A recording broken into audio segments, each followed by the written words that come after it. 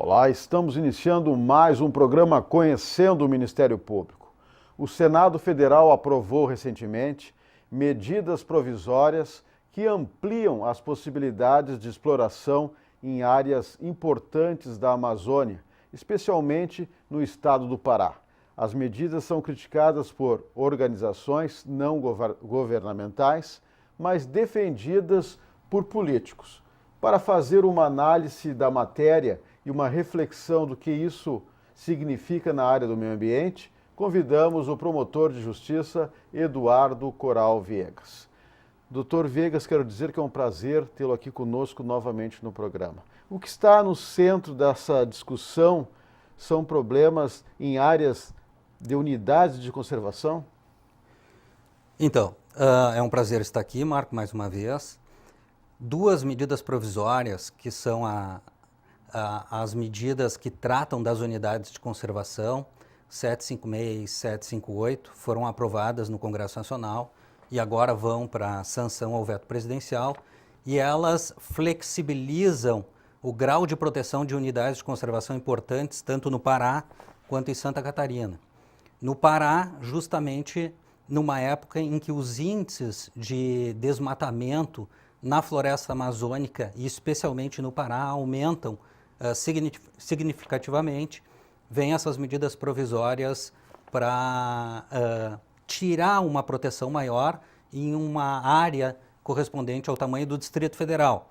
E aí nessas áreas vai continuar tendo proteção, mas menor, vão se tornar então uma área de uso sustentável, podendo ser aí praticadas atividades de pecuária, agricultura e extrações, desmatamentos, enfim. Então, a crítica principal gira em torno de desmatamentos nesta área da Amazônia. Exatamente, é a possibilidade de que haja mais desmatamento. Nós vínhamos num decréscimo de desmatamento nos últimos anos na floresta amazônica. E quando a gente fala de floresta amazônica, não é a Amazônia em si, o estado do Amazonas, mas do bioma a floresta amazônica, né, que abrange vários estados, e o Pará é um deles. E dados do INPE, do Instituto Nacional de Pesquisas Espaciais, um órgão oficial do governo, indicam que de agosto de 2015 a julho de 2016, houve um incremento no desmatamento no bioma da Amazônia Legal de cerca de 30%, mais especificamente 29%. Então essas medidas provisórias elas vêm na contramão, né? Na verdade houve um desvirtuamento das medidas provisórias originais encaminhadas pelo governo para o Congresso Nacional, que inclusive o ministro do Meio Ambiente expediu uma recomendação ao presidente da República para veto dos projetos de conversão das medidas provisórias, chamando de um contrabando ou desvirtuamento total das medidas provisórias. Ou seja, essas medidas, elas desprotegem muito essas unidades de conservação. Muito, e justamente desprotegem e causam um impacto muito grande nos compromissos do Brasil para com a comunidade internacional.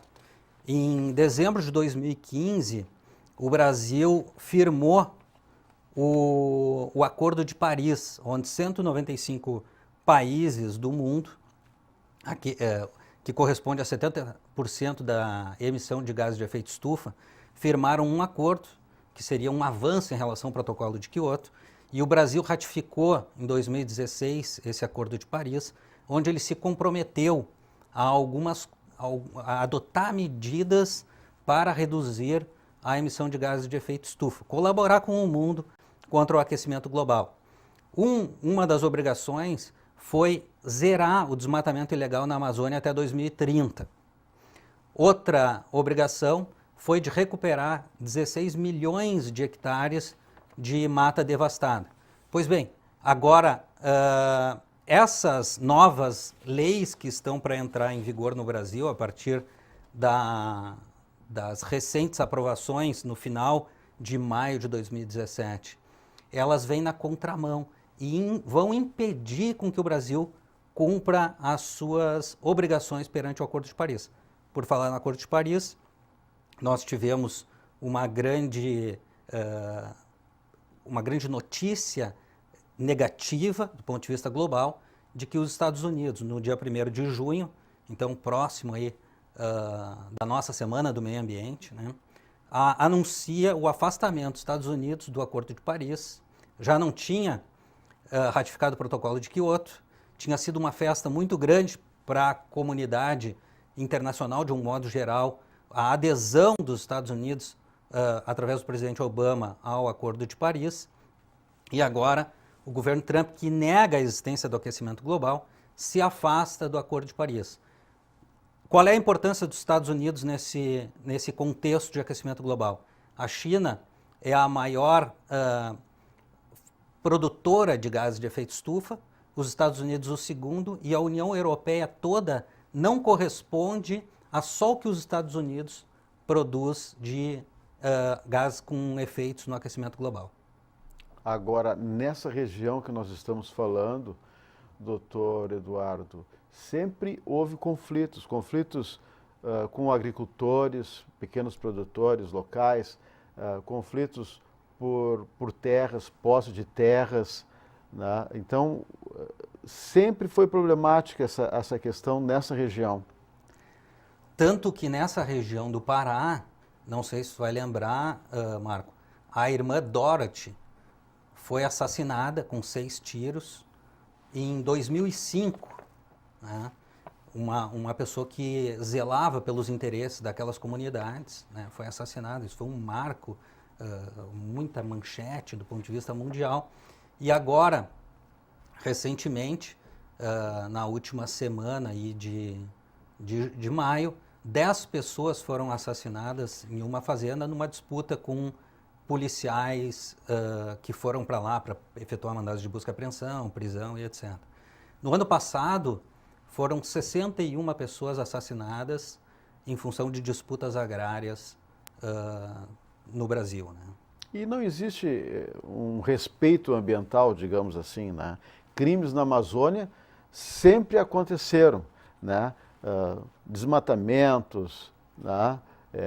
Derrubada de árvores, queima do solo, tudo isso é prejudicial porque tem reflexos. Então, o que acontece é que a Mata Atlântica ela foi devastada.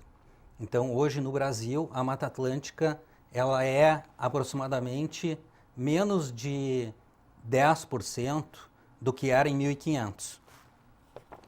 E aí, como nós temos uma possibilidade muito pequena de continuar devastando a Mata Atlântica, apesar disso, dados recentes do INPE e da Fundação SOS Mata Atlântica indicam que no último ano houve um incremento de 59% do desmatamento, agora não me lembro se é 57% ou 59% do desmatamento no bioma Mata Atlântica, compõe 17 estados da federação, e agora então se parte para o desmatamento mais intensivo, mais forte da floresta amazônica, que é muito difícil de fiscalizar em função do seu amplo território. Assim como a mineração, né? A exploração ilegal de minérios. Tem muitos garimpos irregulares e exploração de trabalho escravo, etc., naquela região norte, né? Agora, essa degradação ambiental acaba tendo impactos em outras regiões, não só do Brasil, mas como do mundo. Na verdade, a gente conhece essa expressão de que a floresta amazônica é o pulmão do mundo, embora seja um sentido figurado, né?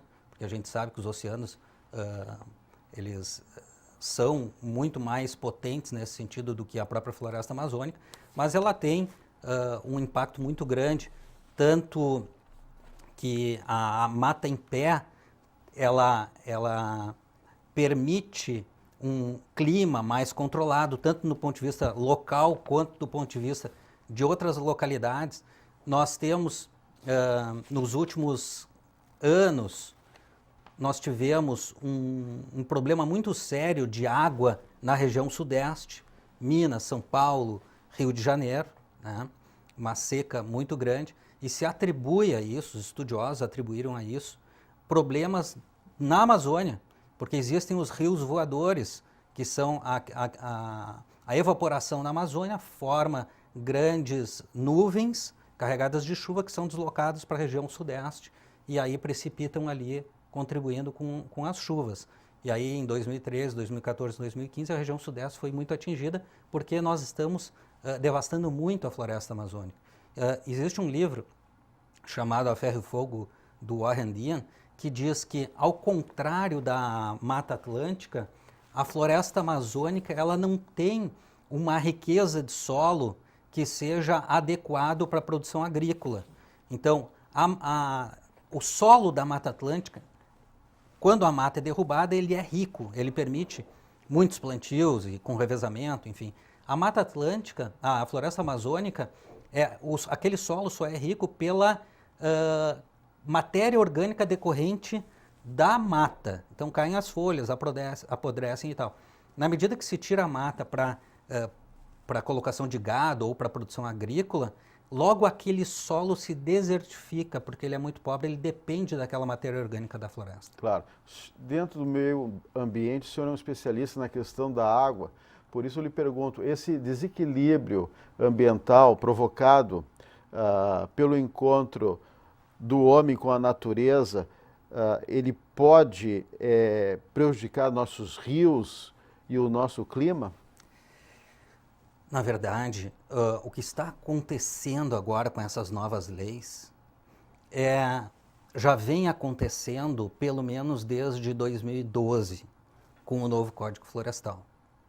Então nós tivemos um novo Código Florestal em 2012, que revogou o Código Florestal de 1965 e que fez uma série de modificações que atingem diretamente o ecossistema, de um modo geral, e as águas, os cursos d'água. Por exemplo, de acordo com o novo Código Florestal, as áreas de preservação permanente foram alteradas. Então, você tem lá que rios, cursos d'água de até 10 metros de largura, a mata ciliar é de 30 metros. E vai aumentando, né? Quanto maior a largura do rio, maior é a mata ciliar. Foram mantidos os 30 metros. Porém, a contagem desses 30 metros foi totalmente modificada pelo novo Código Florestal. Antes, era do ponto mais alto que o rio atingia. Então, ele tinha uma época de cheia, como nós estamos enfrentando agora, conta-se os 30 metros a partir do ponto mais alto da cheia. Agora, com o novo Código Florestal, conta-se da calha regular do rio. Então, os 30 metros, eles são muito menores do que eram antes. Nós temos também uma alteração do novo Código Florestal extremamente prejudicial em relação à reserva legal. A reserva legal é um percentual da propriedade rural, e aí só propriedade rural. Na APP nós temos em propriedade urbana ou rural. Na reserva legal, um percentual da propriedade, que é variável de acordo com o bioma, ele tem que ser mantido protegido. Na Amazônia Legal, na floresta amazônica, é 80%, no Cerrado 35% e nas demais regiões 20%. O que acontece? O novo Código Florestal vem e diz assim: você que praticou crimes, você que descumpriu a lei, você que explorou a natureza desconsiderando toda a legislação em vigor, você está perdoado. E aí diz que quem tem uma área consolidada de reserva legal antes de 22 de 7 de 2008, aquela vegetação nativa vai corresponder à reserva legal. Então, se tinha lá meia dúzia de árvores nativas, o resto tudo devastado, não vai ser obrigado a recuperar toda a área de 20%, ou de 35%, ou de 80%, conforme o local. Aquilo fica consolidado. Também o Código Florestal trouxe uma série de anistias, de multas e formas de recuperação ambiental. Então nós tivemos o Código Florestal, né, que ele é extremamente danoso. Existem 4 ações diretas de inconstitucionalidade no Supremo esperando, que estão paradas lá, 3 propostas pelo Ministério Público Federal e uma por um partido político. E nós aguardamos, então, que o Judiciário se pronuncie sobre a proibição de um retrocesso dessa legislação.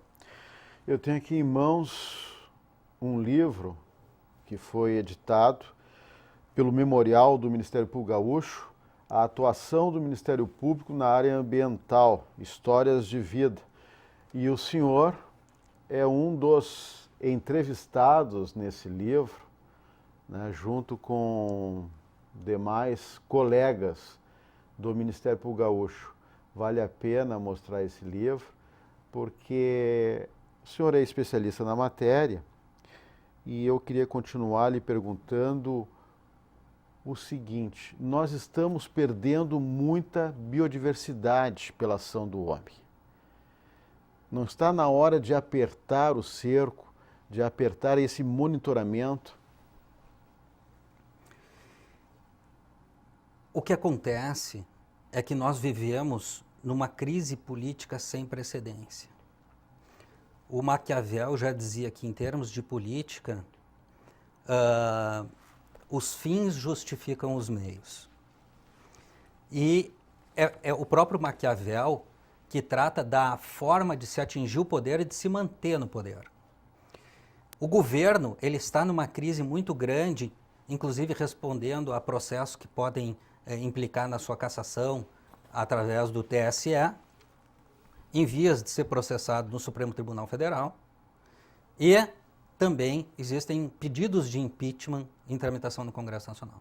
Para que ele se mantenha no poder, ele precisa conquistar apoio no Congresso Nacional.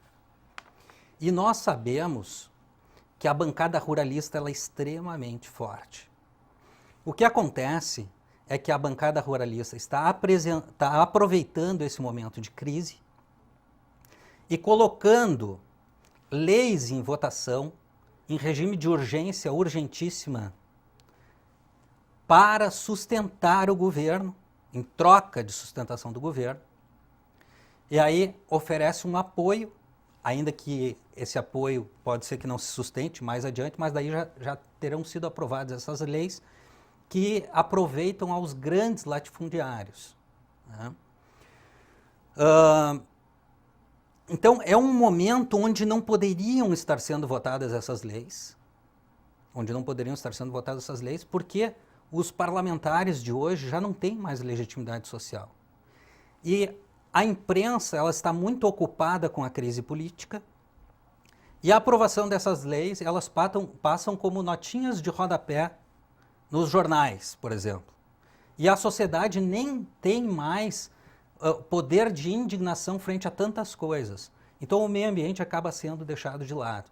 Tanto que o Ministério do Meio Ambiente é contra essas inovações, e outra medida provisória aprovada recentemente foi a medida provisória 759 da grilagem de terras, onde proprietários, ocupantes de áreas públicas vão poder ser titulares dessas áreas pagando preços muito módicos, muito baixos, né? Então, mais uma vez, nós temos aí um beneficiamento de um setor extremamente forte dentro do Congresso Nacional, que também está em vias de aprovar uma lei que modifica completamente o sistema de licenciamento no Brasil. Pois é que eu queria tocar essa matéria, a questão do licenciamento ambiental. Nós temos que ter cuidado, a sociedade tem que estar atenta, porque ele pode estar sendo flexibilizado, quer dizer, aquelas regras que nós tínhamos, de repente, podem desaparecer. Nós somos pioneiros no licenciamento no mundo. A nossa lei 6938 de 81, que é a Lei da Política Nacional de Meio Ambiente, introduziu o licenciamento ambiental. Depois, nós tivemos uma regulamentação pela Resolução 237 de 97 do CONAMA, que trata do licenciamento. Resolução 1 de 86 do CONAMA, que trata do estudo de impacto ambiental. E isso tudo está em vias de cair completamente essa estrutura. E aí nós vamos ter um prejuízo imenso, porque é através do licenciamento que se consegue controlar um pouco os ataques à natureza, né? Existe um PL, existiam muitos projetos de lei para mudar a legislação de licenciamento ambiental, e aí existia um PL, que é o 3729, e aí foi apresentado um substitutivo a esse PL pelo deputado Mauro Pereira, do Rio Grande do Sul, que está em vias de ser aprovado, né? Podem ainda ocorrer modificações ou não, e ele libera do licenciamento diversas atividades, ele tira a listagem da resolução 1 de 86 do CONAMA, que existe uma listagem. Essas atividades são causadoras de impacto altamente significativo, então elas dependem de estudo de impacto ambiental. Tira essa listagem, elimina a listagem e diz assim, o órgão ambiental vai dizer quais as hipóteses do estudo de impacto ambiental. Acontece que nós temos órgãos ambientais, licenciadores municipais, imagina o Brasil, com mais de 5 mil municípios, estaduais, federal, então vai criar um imbróglio muito grande. Só para te dar mais um exemplo, esse projeto de lei tira a possibilidade de que audiências públicas, que hoje podem ser requeridas pelo Ministério Público por entidades civis ou por mais de 50 pessoas, e aí quando um desses três grupos pede uma audiência pública durante a tramitação do processo de licenciamento, tem que ser feito. E aí elimina essa possibilidade. Claro. Eu acho que ninguém é contra o agronegócio, mas tudo tem um limite. As coisas não podem ser assim, né? Tem que haver regras. Tem que haver regras e o que nós estamos vendo é uma legalização da ilegalidade. É muito bonito o discurso de conservação da natureza, todos apoiam a preservação ambiental, mas o que nós estamos vendo é que cada um puxa para os seus interesses. O governo americano, ao sair do Acordo de Paris, ele diz declaradamente, o meu interesse é satisfazer os interesses dos meus eleitores, do povo americano, e eu vou fazer isso. E os Estados Unidos não pode pagar uma conta do mundo. Então, qual é a visão? A visão egoísta de olhar para o meu umbigo. O que acontece hoje em Brasília é que antes do barco afundar, os políticos, muitos deles extremamente comprometidos pela Lava Jato, estão amarrando toda a legislação para proteger o agronegócio, proteger os grandes latifundiários, regularizar áreas ilegais, poder comprar áreas imensas por preço, como se diz, preço de banana, né? E tudo isso com prejuízo para o meio ambiente e os interesses sociais, com certeza. Bom, nós estamos chegando ao final do nosso programa, doutor Eduardo, mas o senhor ainda tem um minutinho para suas considerações finais. Bom, eu penso que é hora de a população assumir que o poder é dela. Como diz a Constituição, o poder emana do povo, que vai ser exercido diretamente ou por seus representantes legais. No caso da elaboração de leis, o poder é exercido pelos representantes legais, que hoje não mais representam os interesses sociais, porque cada dia nós vemos escândalos atrás de escândalos envolvendo os representantes da sociedade. Nesse momento é momento de espera, não é momento de esses pseudo-representantes legais ficarem aprovando leis atrás de leis, semana depois de semana, em minutos, em 7 minutos, em 10 minutos são aprovadas leis que vão causar grandes problemas ambientais e vão perdurar. Então, de cobrar, a sociedade tem que abrir os olhos e cobrar daqueles que elegeu que estanque. Não é momento para a produção de leis ambientais agora. Claro. Afinal de contas, o país passa por tantos problemas, né? Que, como o senhor fala, né, nesse sentido, às vezes passam propostas assim, sem pé, sem cabeça. São propostas oportunistas, né, para defender o setor A, o setor B e o setor do agronegócio.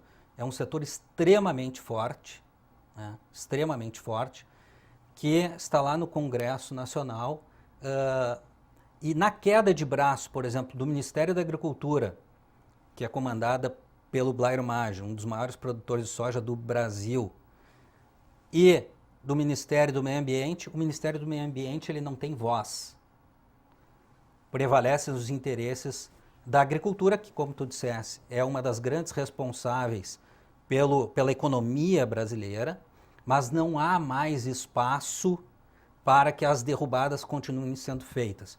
Nós precisamos aproveitar as áreas que já foram devastadas para que se utilize para a pecuária, para a agricultura e proteger a floresta amazônica, que é realmente uma reserva importante para o Brasil e para o mundo.